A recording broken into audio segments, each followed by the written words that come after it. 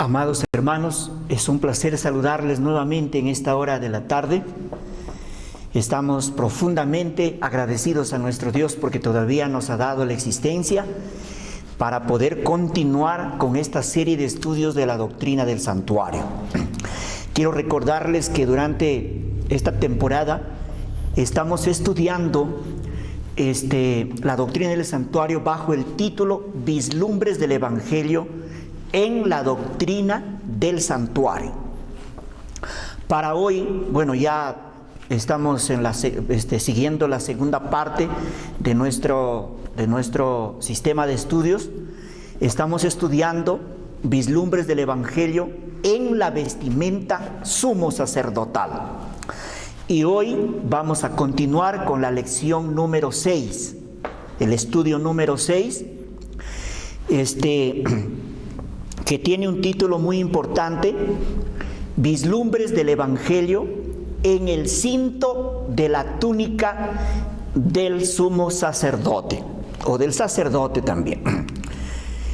Bien, entonces, en el Antiguo Testamento, en el libro de Éxodo capítulo 28 y el versículo 2, dice: y harás vestiduras sagradas a Aarón tu hermano para honra y hermosura. Entonces, las vestimentas que llevaban los sacerdotes y la vestimenta que también usaba el sumo sacerdote, que se ponía para el día de la expiación cuando él ingresaba hasta el lugar santísimo del santuario, y también para días especiales cuando tendría que consultar acerca de la voluntad de Dios, él se vestía de esa ropa especial, esa ropa única que llevaba el sumo sacerdote. Y el Señor le indicó a Moisés diciéndole que esa ropa era una ropa especial, una ropa única, diciendo así: harás vestiduras sagradas. Eso hay que entender, que cuando hablamos de los vislumbres del Evangelio en la vestimenta sumo sacerdotal, nos estamos refiriendo que esa vestimenta no era una vestimenta que se ponía cualquiera, era una vestidura sagrada. Dice que era para honra y también para hermosura. Honra y hermosura. Ya entonces, cuando dice honra, quiere decir que él pues simbolizaba a alguien. Esa vestimenta simbolizaba a la obra sumo sacerdotal de Cristo.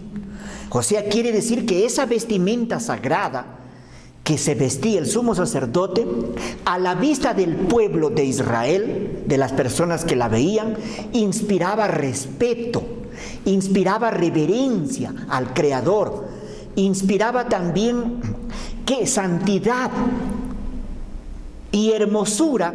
Por supuesto que la vestimenta era una vestimenta muy hermosa, pero eso también implica de que esa vestimenta es símbolo de la hermosura, de la excelencia, del carácter perfecto de nuestro único sumo sacerdote ahora, nuestro Señor Jesucristo. Muy bien, entonces ahora nos vamos a ocupar a estudiar el cinto. El cinto. Vamos a ver el Evangelio en el cinto de la túnica, de esa túnica, y que se ajustaba con el cinto. Vamos a ver la simbología del cinto. El cinto, por supuesto que era un cinturón, daba estabilidad a la vestimenta del sacerdote y a la vestimenta del sumo sacerdote, porque ambos utilizaban el cinto, el cinturón, tanto los sacerdotes como también la vestimenta del sumo sacerdote. Este cinto es la que daba estabilidad, no la dejaba caer a la vestimenta, ni tampoco expandirse, ¿no? En el libro de Isaías, en el capítulo 11 y el versículo 5, la palabra de Dios dice así: y será la justicia cinto en tus lomos, y la fidelidad ceñidor de la cintura. quiere decir que este cinto que usaba el sacerdote y el sumo sacerdote eran simbólicos, tenían un símbolo, eran representativos, el cinto. Porque aquí está diciendo que la justicia divina es cinto en los lomos y la fidelidad es ceñidor en la cintura. Quiere decir que, empezando desde este texto bíblico, vamos a ver que el cinto del sumo sacerdote era sumamente simbólica, era completamente simbólico. Y eso vamos a ver a través de la palabra de Dios. El cinto, por supuesto, que era una pieza fundamental de la vestimenta de los sacerdotes. Según Éxodo 39:29 dice: también el cinto de lino torcido de azul, púrpura y carmesí, de obra de recamador, como Jehová lo mandó a Moisés. Y Éxodo 28:40 dice: harás también un cinto de obra de recamador para honra y hermosura, como ya leímos en el texto, que acabamos de leer. Entonces el cinto era una pieza fundamental, pues, en la vestimenta del sacerdote. Y aquí vamos a ver por qué. Este cinto tenía varios colores, y los colores que tenía el cinto eran hilos de color blanco. Y el blanco, pues, en la simbología, representa la pureza de la obra perfecta de Cristo, nuestro Señor Jesucristo. Esa obra que desarrolló a nuestro favor estaba simbolizado en los hilos del color blanco, con el cual fue tejido, pues, el cinto. Los hilos de color azul es símbolo, pues, del cielo. Representa la misma gloria que Cristo dejó, el cielo dejó para salvarnos. Ya el blanco ya vimos, el azul también. Ahora el color carmesí, los hilos de color carmesí, que quiere decir rojo, representa la sangre que Cristo derramó en todo el proceso del flagelo y del sufrimiento hasta la cruz del Calvario. Entonces allí estaba simbolizando a la sangre preciosa de Cristo, esa obra extraordinaria, esa sangre preciosa que lo derramó por culpa de nuestros pecados, para redimirnos a nosotros del pecado, de la condenación. Y el color púrpura, que era un color morado, indica que al final de su obra a favor del caído pecador, Cristo sería coronado rey, porque el púrpura es el color de los reyes. Entonces los colores, los matices que tenía era blanco, que simboliza la justicia de Cristo, el color azul, que es símbolo del cielo, el carácter celestial de Cristo, la gloria que dejó Él para venir a salvarnos, y el carmesí representa la obra que desarrolló todo el proceso del sufrimiento hasta la cruz del Calvario.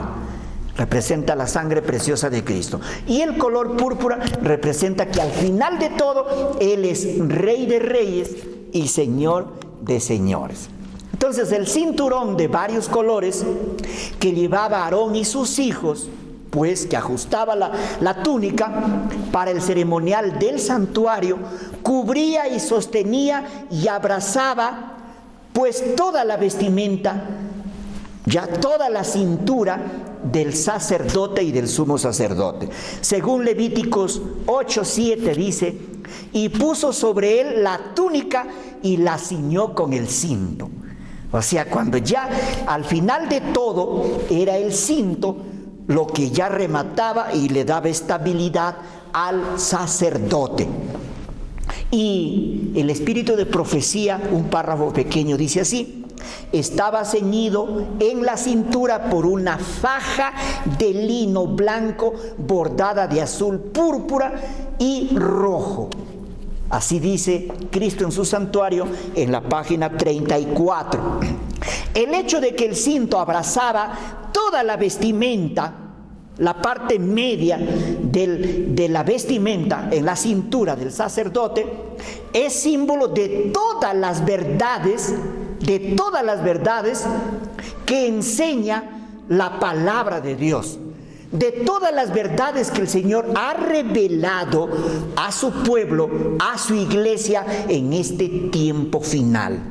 Así lo confirma la palabra de Dios. Por ejemplo, vamos al Nuevo Testamento, en la carta del apóstol Pablo a los Efesios, en el capítulo 6 y el versículo 14, por ejemplo, dice: estad pues firmes, ceñidos vuestros lomos con la verdad. O sea, el cinto que abrazaba pues la parte media de toda la vestimenta, y la parte media del sumo sacerdote era un símbolo de todas las verdades que enseña la palabra de Dios. Estad pues firmes, ceñidos vuestros lomos, o sea, amarrado con la verdad. Y en el Evangelio según Juan, capítulo 14, versículo 6, dice: Jesús les dijo: yo soy el camino, yo soy la verdad y yo soy también la vida. Y el profeta Isaías, recordamos ese texto que ya leí: y será la justicia cinto de sus lomos, y la fidelidad ceñidor de la cintura, símbolo de la verdad divina. El cinto sostenía, ya dijimos, que sostenía la vestimenta del sacerdote. De igual modo, el conocimiento de todas las verdades fundamentales que enseña la palabra de Dios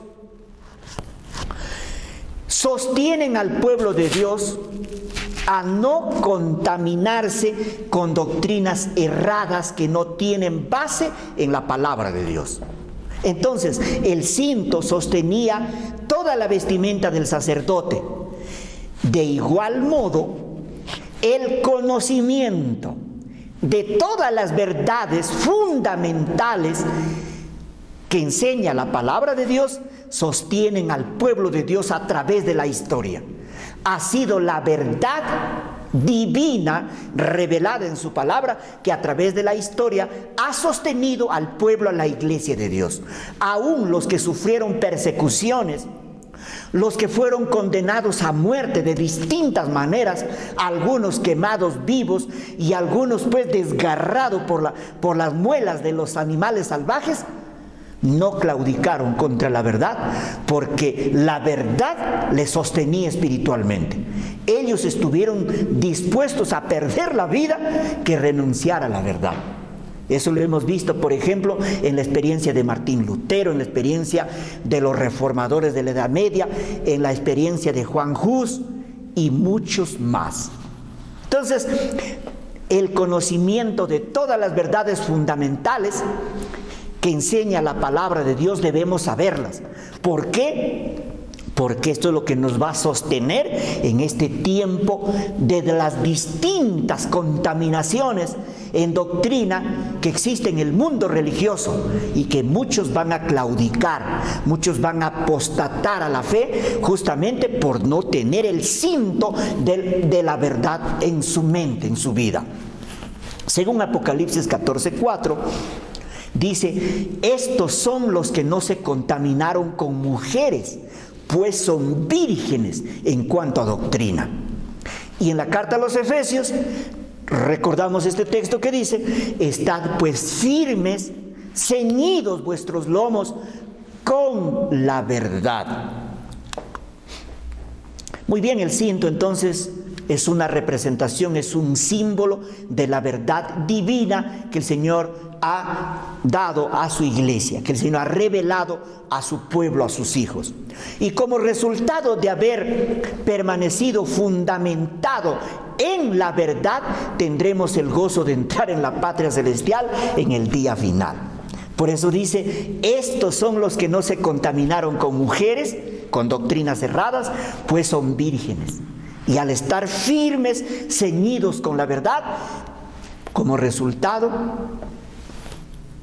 de haber defendido y permanecido, de haber estado cimentado en la verdad, tendremos el gozo un día, pues, de estar en la patria celestial, de entrar por las puertas de la Nueva Jerusalén. Esto está revelado, por ejemplo, en el Antiguo Testamento, en el libro de Isaías, capítulo 26 y el versículo 2, cuando dice: abrid las puertas y entrará gente justa, guardadora de verdades. ¿Ve? Entonces, abrir las puertas se refiere a las puertas de la Nueva Jerusalén, para que entre la gente justa, esa gente que día a día ha estado ceñido los lomos con el cinto de la verdad.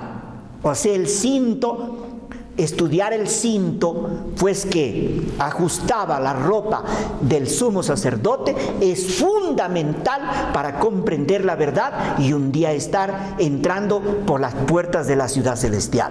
De acuerdo al temperamento, de acuerdo al carácter que nosotros hemos desarrollado, vamos a entrar por una puerta. Cada grupo que tiene ese carácter distintivo tendrá, pues, la satisfacción, la dicha, la alegría de entrar por una de las puertas de la ciudad de Jerusalén.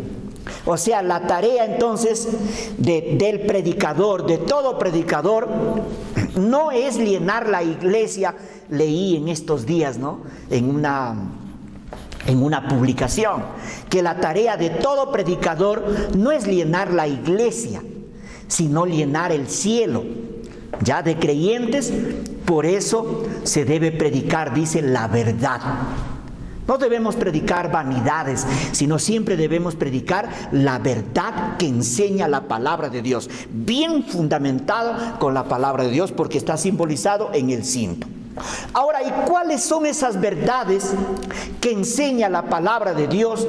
Verdades fundamentales que representan al cinto de la verdad que nosotros debemos saber, debemos sostener en este tiempo final, donde, pues, ahora hay doctrinas diabólicas que no tienen base bíblica, sino simplemente porque a alguien se le ocurrió que una doctrina y que así lo han practicado los antiguos padres de la iglesia y que por eso dice ya es una doctrina. ¿Ve? Entonces, las verdades fundamentales deben estar cimentadas en la palabra de Dios. ¿Y cuáles son esas verdades? Ejemplo, primero, una de las verdades fundamentales que está simbolizado en el cinto y que ha sostenido y sostiene y sostendrá a la iglesia en todo tiempo, ha sido la verdad de la santa ley de Dios a plenitud. La verdad de la santa ley de Dios a plenitud. Cuando digo a plenitud, me refiero al código de la ley de Dios, o sea, a su redacción que está en Éxodo 20. Me refiero también a la naturaleza espiritual de la santa ley de Dios, que está escrito, por ejemplo, en la carta a los Romanos, capítulo 7 y el versículo 12 y el versículo 14. Ya, entonces, me refiero también al libro de los Salmos, por ejemplo, el Salmo 119. Ya hay otros textos más. Entonces cuando hablo de la ley de Dios a plenitud, nos referimos entonces al código, a la naturaleza espiritual y a las demandas, a las exigencias, a los altos requerimientos de la ley de Dios. La ley de Dios tiene 3 aspectos, y para que usted esté bien fajado con el cinto de la verdad, y la fajadura del cinto es ahora en el creyente, es en la mente. En el sacerdote era en la cintura, pero de nosotros la llevamos en la mente. Aquí en esta mente debe, pues, fulgurar a plenitud el conocimiento de la ley de Dios. Y yo debo explicarle a la gente, debo yo ser tan contundente, tan explícito, que a mis creyentes, a las almas que el Señor pone, pues, en relación conmigo, yo debo explicarle de una manera detallada la ley de Dios a plenitud. en sus tres aspectos, para que él tenga necesidad de la obra perfecta que Cristo desarrolló a su favor y a mi favor. Para que él pueda aceptar la religión verdadera, la salvación objetiva, no la obra subjetiva como base de la salvación, sino la obra objetiva en la justicia perfecta de Cristo. Para eso es necesario estas verdades fundamentales que representan al cinto que nosotros debemos saber. Otra de las verdades fundamentales que enseña la palabra de Dios es la verdad que la salvación tiene dos aspectos. Si usted no comprende y no lo puede explicar los dos aspectos de la salvación, usted todavía está sin cinto. No está fajado con el cinto. Cualquier doctrina le va a desviar de su mente. La Biblia enseña que la salvación tiene dos aspectos. Y es fundamental que usted y yo sepamos para estar fajados en el cinto, como dice, ceñido vuestros lomos con la verdad, y que debemos estar firmes. Otra de las verdades que nosotros debemos saber, que enseña la palabra de Dios, es que Cristo Jesús desarrolló 4 grandes actos redentores para salvarnos. Por supuesto que Él desarrolló varios actos de amor, pero hay 4 más grandes que enseña la palabra de Dios. Y que con esos 4 actos redentores, grandes y redentores, Él satisfizo las más altas demandas de la ley de Dios a nuestro favor. Y usted debe saber en qué le benefician a usted personalmente esos 4 actos redentores que Cristo desarrolló. Para que usted sea salvo, usted tiene que conocer, porque eso explica la palabra de Dios.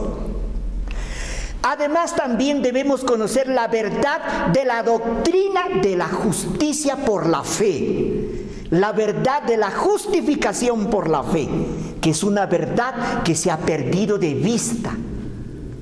Dice que de 100 personas que leen la Biblia, no hay uno que entienda por su propia cuenta. Por lo tanto, una persona que no entiende esa doctrina no tiene el cinto sobre sus lomos. Además, también debemos entender la doctrina de la verdad de la regeneración. Debemos entender la doctrina de la regeneración que enseña la palabra de Dios. Además, debemos conocer a plenitud la doctrina de la verdad del sábado, del 4º mandamiento, cómo se guarda el sábado y por qué. La doctrina del sábado, aprender las extremidades del sábado y cómo nosotros debemos prepararnos para poder honrarle a nuestro Creador, porque el reposo sabático no es porque estamos cansados, porque la Biblia enseña que el reposo sabático es para Jehová, dice, según Éxodo 20, el versículo 8 al 11. El 7º día es reposo para Jehová. Usted no va a reposar porque está cansado, porque ha trabajado mucho. No. Ese reposo es consagrado a Jehová. Y usted tiene que conocer esta doctrina a plenitud que enseña la palabra. Además, también, otra de las verdades que está simbolizado en el cinto, que es un conjunto de verdades simbolizado en el cinto que nos sostiene, para no contaminarse y para proseguir en el camino de la salvación, es la doctrina del santuario celestial y del juicio investigador. La doctrina del santuario, la cual ya nosotros estamos en la sexta lección, continuando, no sabemos cuántos estudios, pues demandará explicar la doctrina del santuario, y que cada uno de nosotros tenemos que conocerlo para poder estar bien fajados, bien cimentados en la verdad, que nadie nos va a mover, ni la marca de la bestia, ni la imagen de la bestia, ni el número de la bestia, ni la amenaza de muerte, ni la persecución le va a apartar si usted está fajado con la doctrina, con el cinto de la verdad. Entonces ya hemos visto algunas allí, hay más, pero he explicado las fundamentales. O sea, cuando el creyente entiende cómo interactúan estas grandes verdades que les expliqué, nos da estabilidad en el desarrollo del proceso y del crecimiento en la salvación. Nos da estabilidad, nos da firmeza en ese crecimiento, hasta llegar a la estatura de la plenitud de la estatura de Cristo. Por falta del conocimiento de cómo se relacionan las verdades que enseña la palabra de Dios, que están simbolizados por el cinto, en el cinto, muchos maestros no pueden presentar la salvación del pecador como una obra objetiva, como ya dije. Quiero recalcar este punto. Muchos maestros, predicadores, ministros, pastores, no pueden presentar la salvación del pecador como una obra objetiva, sino que lo presentan pues la salvación como una obra subjetiva. ¿Cuántas predicaciones, por ejemplo, se escucha desde los púlpitos que para ser salvos, que el pecador tiene que tenerlo a Cristo en el corazón? ¿Se dan cuenta? Por falta del conocimiento de las verdades fundamentales que están simbolizadas en el cinto del sumo sacerdote. Entonces, cuando no sucede así, no es tan capacitado, no conoce, no tiene el cinto de la verdad en la mente, por eso es que muchas personas bajan a Cristo de la cruz del Calvario y lo convierten en una obra subjetiva. Pero sin embargo, la obra objetiva de la salvación está sintetizado en la palabra de Dios de una manera pues tan clara como el agua, que cualquiera lo puede entender si es que se humilla a los pies de Cristo y pide la unción del Espíritu Santo cada día. Por ejemplo, les voy a citar algunos textos bíblicos y yo quiero leerlo juntamente con ustedes. Veamos, por ejemplo, en el Evangelio según Juan, en el capítulo 12 y el versículo 32. Voy a dar lectura a este texto bíblico fundamental. Dice así: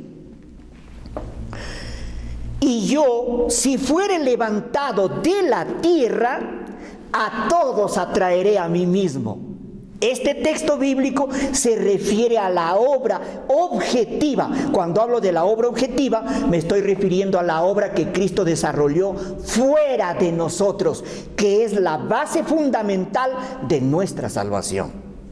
No es que para que yo sea salvo tengo que traerlo a mi corazón, no. Yo soy salvo objetivamente en una obra que Cristo desarrolló fuera de mí. Por supuesto que esa salvación que primero el Señor me concede en el cielo se hace real en mí, pero primero es allá. Ahora, si leemos el mismo Evangelio de Juan, capítulo 3 y el versículo 14 y 15, muy conocido es este diálogo que Jesús tuvo con el gran maestro Nicodemo, maestro de Israel, que estaba perdido. Él no conocía la obra objetiva del Calvario. Él llevaba una salvación pues subjetiva, estaba errado, no entendía. Y dice así: y como Moisés levantó la serpiente de bronce en el desierto, así es necesario que el Hijo del Hombre sea levantado. Y todo aquel que en él cree, para que todo aquel que en él cree no se pierda, mas tenga vida eterna. Este texto se refiere a la obra objetiva que Cristo desarrolló fuera de nosotros, que es la base fundamental de la salvación del pecador. Por ejemplo, la carta a los Hebreos, muy conocido, capítulo 12 y el versículo 2, aquí el apóstol Pablo nos incentiva a ver la obra perfecta de Cristo, diciendo: puesto los ojos en Jesús, ¿ve? Para ser salvos, de la culpa del pecado, del poder del pecado, del dominio del pecado, dice, puesto los ojos en Jesús, una obra objetiva, fuera de nosotros. Y el mismo Señor Jesús también en el Evangelio, según Mateo capítulo 6 y el versículo 33 dice, mas buscad primeramente el reino de Dios y su justicia. Jesús nos está incentivando a llevar la religión cristocéntrica, la religión salvadora, que nosotros debemos aceptar primero la obra objetiva de Cristo. Mas buscad primeramente el reino de Dios y la justicia de Cristo, porque es la base de nuestra salvación. Y Juan 8:32, muy conocido este texto, cuando dice, y conoceréis la verdad, y la verdad os hará libres. Y el mismo apóstol Pablo, en la carta a los Filipenses, capítulo 3 y el versículo 9, habla de la obra objetiva del Calvario, de la obra de Cristo, diciendo, y ser hallado en Él, no teniendo mi propia justicia. Porque hay dos tipos de religiones, la religión cristocéntrica y la religión humanista, la religión antropocéntrica, ¿ve? Donde los seres humanos piensan que para ser salvos tienen que bajarlo a Cristo y ponerlo en su corazón. Y eso no lo van a lograr nunca, porque Cristo no va a morar en un corazón inmundo, en un corazón lleno de justicia propia. Entonces estamos estudiando vislumbres del Evangelio en el cinto del sumo sacerdote. ¿Ve? Estamos estudiando ampliamente, estamos profundizando esta gran verdad. El cinto, por supuesto que no era un cordel, el cinto era ancho y era largo. Le daba estabilidad, le daba fuerza al sacerdote cuando él se ceñía. Y controlaba todos sus movimientos en el servicio que él realizaba en el santuario, en el sacerdote del día a día y en el sumo sacerdote en el día de la expiación. Así también, así el cimiento en la verdad le confiere al cristiano estabilidad en el desarrollo del carácter. O sea, el cinto quiere decir que era ancho.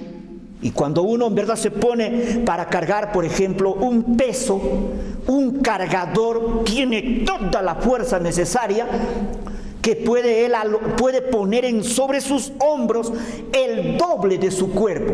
O sea, un varón que pesa 60 kilos, si se pone el cinto, la faja, puede alumbrar un peso de 120 kilos.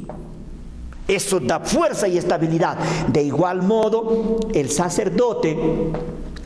al sacerdote el cinto, esa faja de 4 colores, le daba estabilidad a la vestimenta del sacerdote, no la dejaba caer. Además, él tenía fuerza para sacrificar las víctimas allí en el altar del holocausto.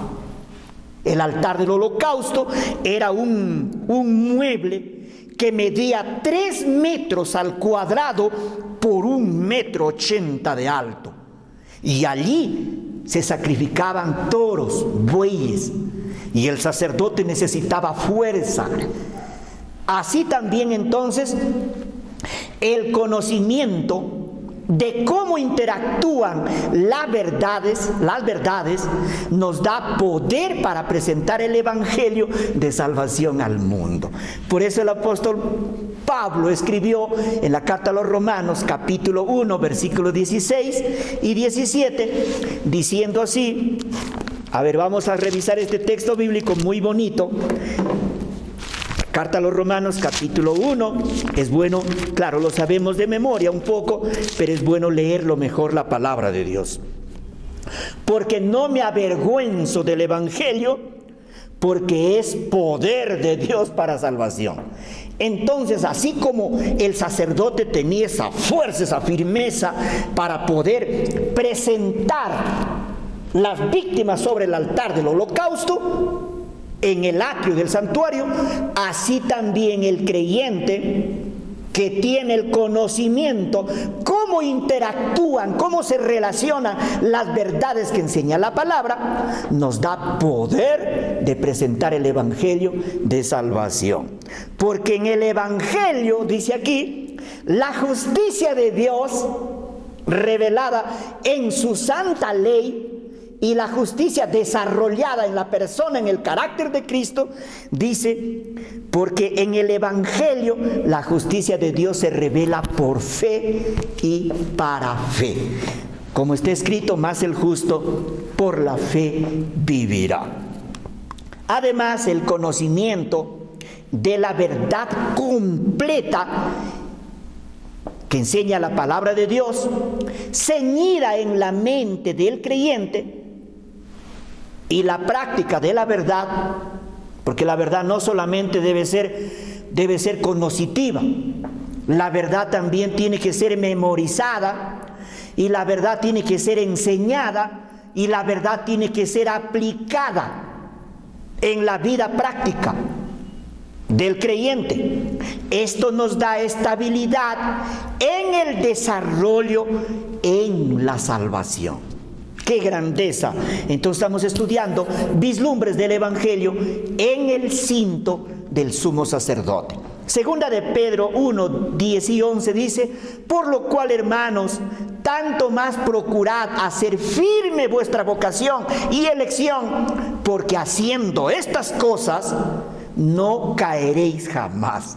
O sea, si uno conoce la verdad, memoriza la verdad, si uno enseña la verdad y practica la verdad, haciendo estas cosas, no caeréis jamás, porque estarás bien fajado, bien amarrado con el cinto de la verdad.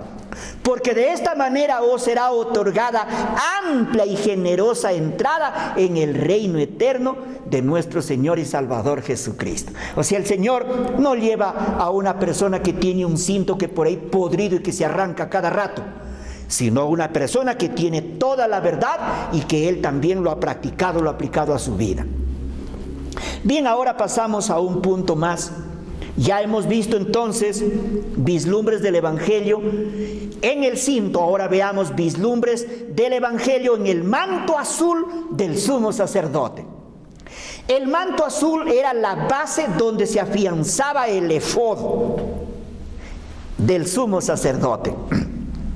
Este manto estaba bajo el efod, o sea, debajo estaba el manto azul y encima estaba el chaleco llamado el efod. El efod era un chaleco adornado con 2 piedras preciosas de ónice, ya en el hombro del sumo sacerdote, que representaba la belleza del carácter que Cristo desarrolló en la tierra a nuestro favor. Y ahora, como sumo sacerdote, nos lleva en sus hombros delante del Padre en el cielo e intercede por nosotros para recibir cada día, cada noche, el perdón. El sumo sacerdote, eso eran 2 piedras de regular tamaño, porque en cada piedra estaba escrito 6 tribus, 6 nombres de los hijos de Israel. 6, ahí estaban 12. Eran piedras de regular tamaño, piedras preciosas, de ónice, llevaba sobre sus hombros. Todo eso tiene simbología. Vamos a ver más adelante. Según Éxodo 28, 31, 33 al 35 dice: y harás la túnica del efod, todo de azul, en sus orlas harás granadas de azul, púrpura y carmesí alrededor, y entre ellas campanillas de oro alrededor. Una campanilla de oro y otra granada. Y toda la orla del manto, o sea, abajo, la orla del manto, alrededor, y estará sobre Aarón cuando ministre, y se oirá el sonido cuando él entre en el santuario delante de Jehová y cuando salga, para que no muera. Quiere decir que cuando el sumo sacerdote entraba al santuario, desde el momento que entraba, venía por el atrio y entraba por la puerta del lugar santo, entonces todos los que estaban afuera estaban escuchando en qué lugar estaba el trabajo, estaba pues ministrando el sumo sacerdote. Y él debería llevar esas campanas para que no muera. Así enseña la palabra. Y la inspiración confirma esto, dice: las vestiduras del sumo sacerdote eran de material costoso y bellísima confección. Por eso dice obra primorosa. ¿Cómo convenía a su elevada jerarquía? Además del traje blanco que iba debajo del sacerdote común, llevaba una túnica azul encima, también tejida de una sola pieza. O sea, tanto la túnica blanca como la túnica azul no tenían costura, era de una sola pieza.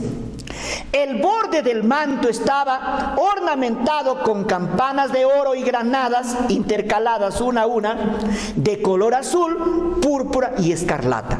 Cristo en su santuario, la página 35. Esta clase de mantos, el manto azul que llevaba el sumo sacerdote, mayormente dice pues que lo usaban personas de altísima dignidad, con ciertos títulos. Por ejemplo, todos los reyes, los jueces y también los sumos sacerdotes. El manto representa un puesto o una alta posición en la sociedad. Puede ser rey, puede ser juez o puede ser sacerdote. Siempre usaban ese tipo de mantos de color azul. Evangélicamente, el manto azul representa el carácter celestial de Cristo. O sea, Jesús, el Hijo de Dios. Él era un hombre humano, por supuesto, en la tierra, pero Él vino del cielo por amor a nosotros. Hay que entender, estaba simbolizado en el manto azul. Y Él mismo la confirmó. O la palabra de Dios es explícita al respecto, diciendo: porque de tal manera amó Dios al mundo que ha dado a su Hijo unigénito, para que todo aquel que en Él cree no se pierda, mas tenga vida eterna. Y la carta a los Romanos 8:32 dice: el que no escatimó ni a su propio Hijo, sino que lo entregó por todos nosotros, ¿cómo no nos dará también con Él todas las cosas? Hace una pregunta y el apóstol Pablo. El Señor Jesús, cuando estuvo en la tierra, con sus propias palabras, hizo referencia de sí mismo y del carácter celestial, de que Él vino de allá, de que Él no era un hombre terrenal, de que a Él no le engendró un hombre humano, sino que su engendramiento fue misterioso y que Él apareció en el vientre de una mujer, en un vientre alquilado, podemos decir, y que Él se hizo carne por amor a nosotros. Por supuesto que según la genealogía dice que Él viene como descendiente de David, según la carne, pero a Él no le engendró a algún descendiente de David. Su engendramiento fue misterioso, simplemente por adopción, porque José y María fueran descendientes de David, en ese sentido se refiere. Pero Él habló de su carácter celestial, que estaba simbolizado en el manto, que era la base donde pues se sostenía el chaleco efod, que llevaba esas dos piedras preciosas sobre los hombros del sumo sacerdote. Veamos lo que enseñó el Señor Jesús. Juan 8:23, Jesús les dijo: vosotros sois de abajo, yo soy de arriba. ¿Ven? El carácter celestial de Cristo. Vosotros sois de este mundo, yo no soy de este mundo. Porque Él era ¿de dónde? Él era del cielo. Por eso el manto azul simboliza el carácter celestial de nuestro Salvador Jesucristo. Y en el Evangelio según Lucas 10, 9 y 11 dice, se ha acercado a vosotros el reino de Dios. Estaba hablando de su carácter celestial. El versículo 11 dice, por eso sabed que el reino de Dios se ha acercado a vosotros. Estaba hablando de su carácter celestial. Y el apóstol Pablo también confirma en su primera carta a los Corintios, hablando del carácter celestial de Cristo, que estaba simbolizado en el manto azul de Aarón, del sumo sacerdote, diciendo, el primer hombre es de la tierra, es terrenal. El segundo hombre es el Señor, es del cielo. Pablo también tenía claro el carácter celestial de Cristo. Ve que vino a tomar la naturaleza humana. Y Juan, en el capítulo 3 y el versículo 13, dice, nadie subió al cielo, dijo Cristo, sino el que descendió del cielo. ¿Quién descendió del cielo? Jesús Cristo. Así que, queridos hermanos, eso enseña la palabra de Dios. Nosotros no debemos dejarnos confundir y hacerlo netamente humano al Señor Jesús. Él, siendo Dios, tomó la naturaleza humana por amor a nosotros. Y hay que ponerlo en ese carácter. Por eso justamente el manto azul de Aarón simbolizaba el carácter celestial de Cristo. Por eso toda persona que es un maestro y se propone enseñar al pueblo, si no estudia la doctrina del santuario paso a paso, puede enseñar vanidades. Fíjese, mire lo que dijo así, lo que dice más la palabra. El manto azul significa autoridad, potestad, reino. Por eso dice el último libro, el libro de Apocalipsis 19:16, que en su vestidura y en su muslo está escrito este nombre, Rey de Reyes y Señor de Señores. Dándole aplicación evangélica, Cristo es sacerdote eterno, es profeta eterno y es Rey de Reyes para siempre. Cristo ahora está oficiando como sumo sacerdote y pronto vendrá como Rey de Reyes y Señor de Señores por segunda vez. El manto azul entonces del sumo sacerdote era de una sola pieza. No se menciona nada que él tenía alguna costura. Por supuesto que no tenía mangas largas, era hasta aquí, porque el manto blanco sí tenía manga larga, pero el manto azul era en forma también de un chaleco, un camisón. Ve que estaba sobre el manto blanco. El manto azul era de una sola pieza, no se menciona nada de costura en la Biblia. Sin que significa sin principio y sin fin. Representa que Cristo sería sacerdote para siempre. Y esto confirma la palabra de Dios en el Antiguo Testamento, en el Salmo 110:4. Juró Jehová, o sea el Padre, y no se arrepentirá, diciendo acerca del sacerdocio de Cristo: tú eres sacerdote para siempre, según el orden de Melquisedec. Así como Melquisedec, como sacerdote, no tenía genealogía, de igual modo Cristo como sumo sacerdote no tiene genealogía. Por eso dice, según el orden de Melquisedec. Lo confirma la profecía sobre Cristo en el Salmo 22:18, diciendo: repartieron entre sí mis vestidos y sobre mi ropa echaron suertes. Porque la vestimenta que Cristo llevaba en esta tierra no tenía costura también. Esta profecía se cumplió cuando los soldados que flagelaron a Cristo, cuando los soldados que lo crucificaron a Jesús, dice que tomaron sus vestidos e hicieron 4 partes para cada soldado. Tomaron también su túnica, la cual era sin costura, de un solo tejido de arriba hacia abajo.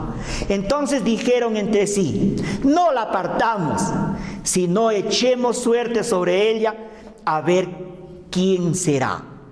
Esto fue para que se cumpliese la escritura que dice: repartieron entre sí mis vestidos y sobre mi ropa echaron suertes. Y así lo hicieron los soldados. Hermanos, hemos llegado a la conclusión de este sexto estudio, vislumbres del Evangelio en el cinto del sumo sacerdote y vislumbres del Evangelio en el manto azul del sumo sacerdote. Por la gracia de Dios, hermanos, estamos estudiando esta valiosa y brillante doctrina del santuario en la vestimenta del sumo sacerdote, y hemos comprendido aquí qué simboliza el cinto y qué simboliza el manto. Así que, hermanos, el Señor nos dé la oportunidad, una nueva oportunidad para seguir con el estudio, con la lección número 7 la próxima semana. Así que quiero terminar este pequeño seminario dirigiéndonos al Señor en un momento de oración. Os invito a inclinar vuestros rostros para orar. Querido Padre Celestial, estamos agradecidos porque nos has concedido la oportunidad de poder desarrollar la lección 6 de esta valiosa doctrina, la doctrina fundamental de la iglesia verdadera, tu iglesia, Señor, que has redimido. Danos, por favor, luz divina para poder explicar, Señor, a tus siervos, a tus criaturas, el plan de la salvación, la obra perfecta de nuestro Señor Jesucristo, como sumo sacerdote, como nuestro mediador, como nuestro abogado y nuestro hermano mayor en el reino de los cielos. Que tu paz, tu gracia y tu bendición acompañe a cada hijo tuyo. Perdona nuestros pecados, Señor.